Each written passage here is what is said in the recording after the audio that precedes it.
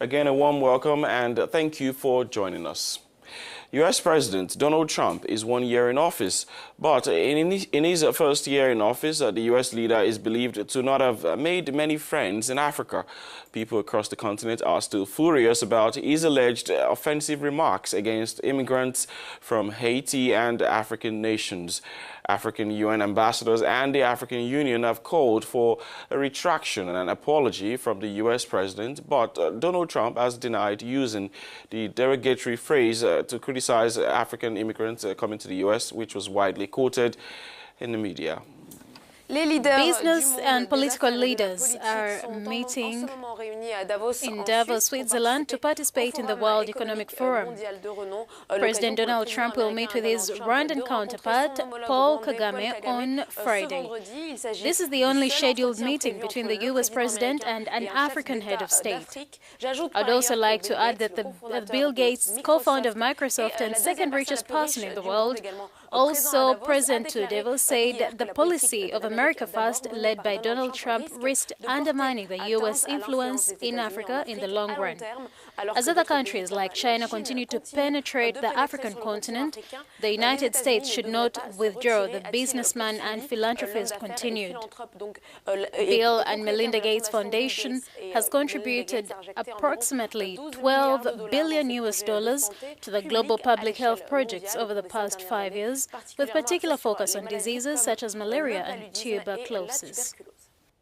And with us now is Calvin Dark, U.S. and International Affairs Analyst. Calvin joins us from Washington, D.C. Thank you very much for joining us, Calvin. Donald Trump's coming to power surprised all those who didn't support him. And he had been wild on social media for the past 1 year and very frank with his opinions. How different is his approach compared to that of Barack Obama? Yes. I believe the biggest difference is the motives behind whether the former President Obama or President Trump, the motives behind what they do or didn't do or plan to do. Because first of all, when it comes to the things that President Obama did, the efforts that he made in Africa, we won't know for a few years if they've been successful. The same thing with President Trump. It's been a very different first year with President Trump than it was with President Obama. And while it's too early to really say what have been the successes with President Trump, what is clear is the perception of the motives behind what he and his administration do. For example, one of the biggest things that have happened over the last year that has affected U.S.-Africa relations are the travel ban and then the recent controversial comments that President Trump made about African countries. The reason why that's so impactful is with President Obama having been a member of the African diaspora, with a father from Africa, from the continent, the things that he did was seen differently because no one really questioned his motives or questioned why he wanted to do what he did with Africa. You just mentioned, Calvin, the travel ban, and that affected hundreds of Africans working or studying in the U.S. Also, we had the decision to attack the Al-Shabaab terrorist group in Somalia. All of this, we would say, have constituted security so far as relates to Africa with the Trump administration. What would be your take on this? First of all, I think that just in general, if I could give, from my perspective here, the best piece of advice for African countries is that the one area to pursue stronger relations with the U.S. is counterterrorism and security. Just because that's the one area in the United States where there's full support on both sides.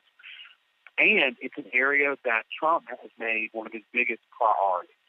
So while there may be a little bit unclear when it comes to other programs, a definite win for African countries would be to pursue stronger security cooperation.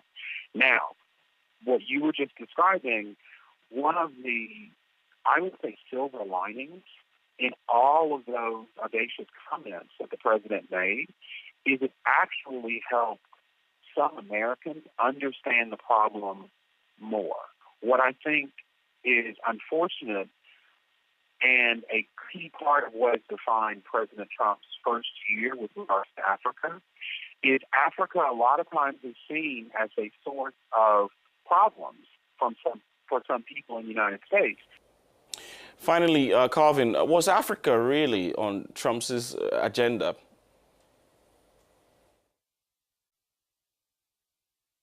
Africa wasn't on Trump's agenda in the sense that he had a clearly defined and articulated strategy towards Africa. But as an American, I can say it's not quite clear what the Trump administration's policy and strategies are for issues here in the United States. So that remains true for a lot of things that we're dealing with.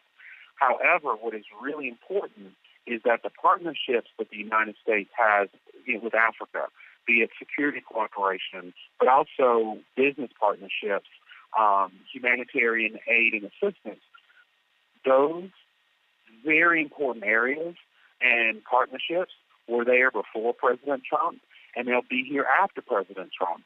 And while these comments on social media and a lot of the controversies definitely affect the level of trust between the U.S. and our African allies, the great thing is that the relationships have been built. I think they're going to remain strong. So while... Well, this is where we would have to leave it. Calvin Dark, thank you very much for speaking with us. U.S. and International Affairs Analyst Calvin Dark speaking to us there from Washington, D.C. Many thanks indeed. Merci à vous, Calvin Dark. Thank you, Calvin Dark. You're watching the Morning Call right here in Africa News. Let's take a look at some news making headlines from across Africa.